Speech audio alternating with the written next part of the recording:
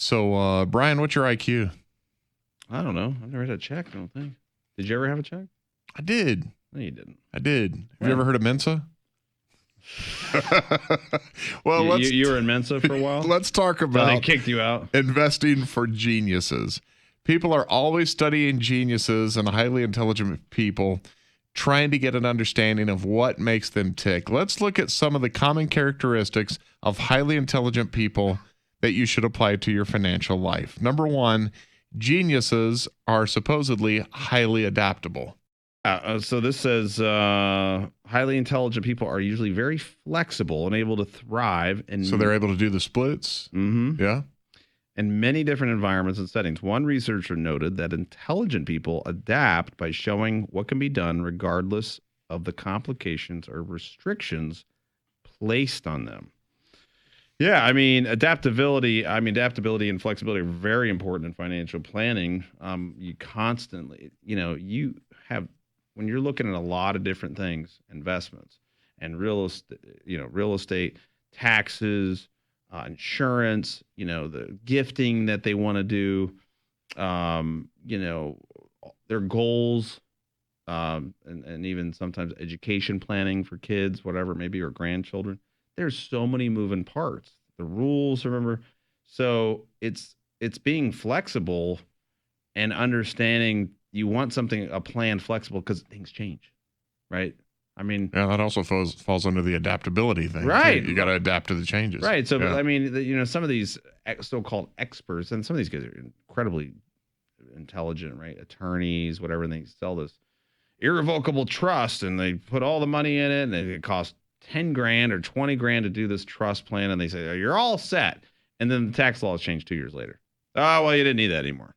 And then they undo it all and charge another $5,000 to undo it all. Right. And you're like, okay, that's not flexible, putting everything in an irrevocable trust that you can't, get out without this huge cost. And so adaptability and flexibility is very important. Having all your money tied up in one thing, whether it's all real estate or it's all stocks or it's all bonds or it's all mutual funds or annuities or whatever it may be, right? You have to have some flexibility in financial planning, I think. But I think geniuses, very intelligent people understand that gift of having multiple asset classes because they have pros and cons. And like this year, real estate was up, but stocks wasn't. Right? Yeah, right. Yeah, and I thought this was a bit of an oxymoron, but geniuses understand how much they don't know. Right? Isn't that kind of an oxymoron? Well, but it's true. Yeah. Well, it's so funny. Like, I tell people, like, the more training, education I get in this, I just went to a tax planning conference, and I'm sitting with some of the smartest people in the country when it comes to tax planning. There was a panel of 4 or 5 CPAs, and we work with them with our higher net worth families that need that advanced type of planning. They have a huge capital gain or they have a huge, trigger event tax issue coming up. And I'm sitting there going, okay, these guys are so smart. The amount of information, it was overwhelming, right? And this is for me. This is what I do. And it's just like there's always somebody smarter than you. Yeah. Right? Yeah.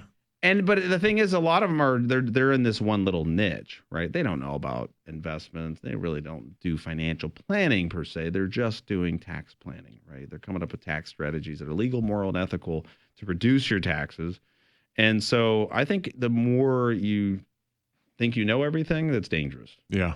Right? It's extremely dangerous. It's having a team of other people that specialize in certain things. Like people are going, oh gosh, you're so smart, Brian. You know all this stuff. I'm like, no, I've got about 15 different partners that we work with that have specialty needs. If it's charitable giving, right, I'm calling Ron and his team, right? If it's a deferred sales trust we need, we're calling this team, right? The tax firm down in Arkansas. If it's whatever, everybody has their specialty, and they don't do anything else. They don't do anything else because it's so complicated. They have to be specialists in it, right?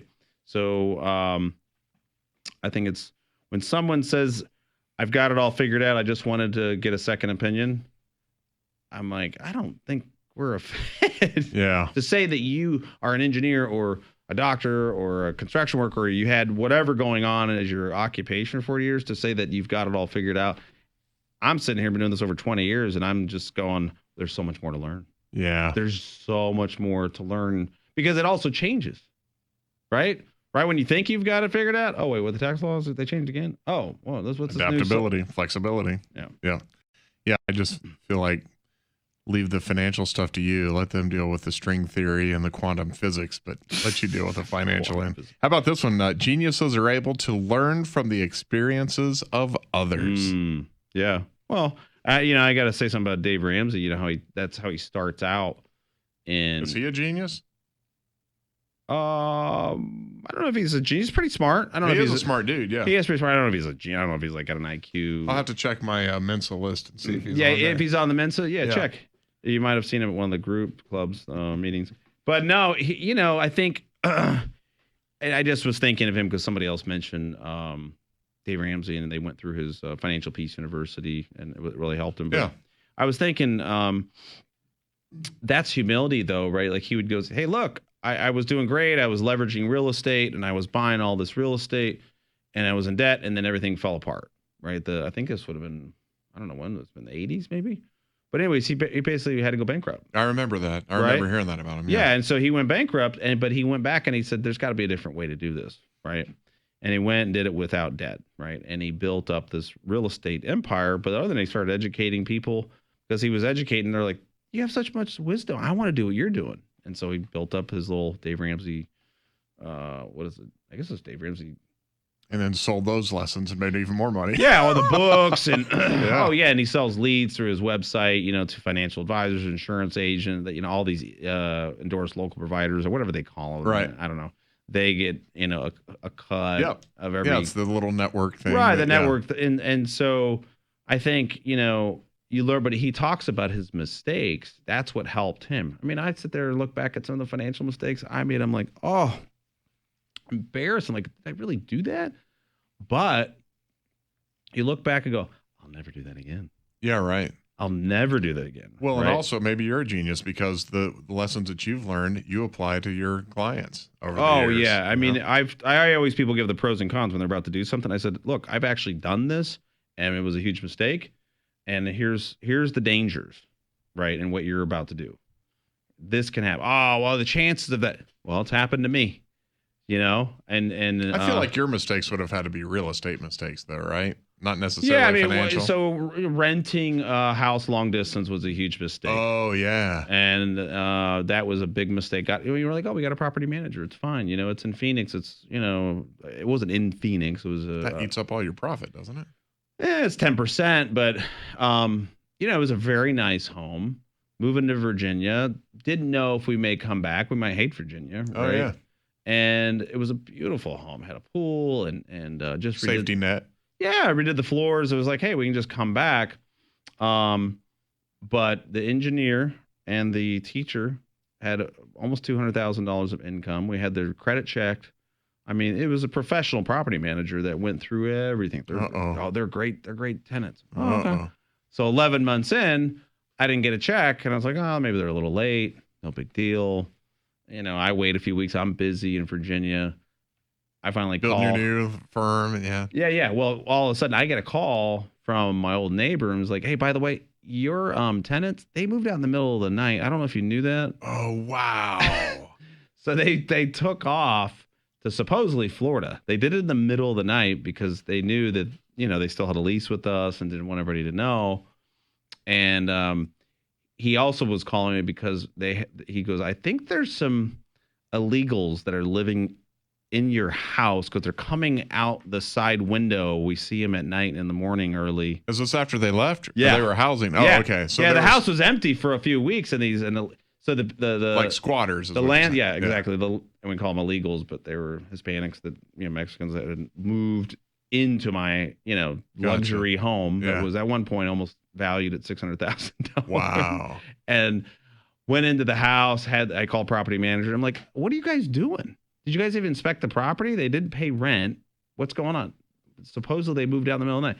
Went out there. I mean, we had a $3,000 stove that was destroyed. You couldn't even clean the thing. Like it was destroyed because it caked on like the food and the stove. The Berber carpet was destroyed. Scrapes all over the Brazilian cherry floors.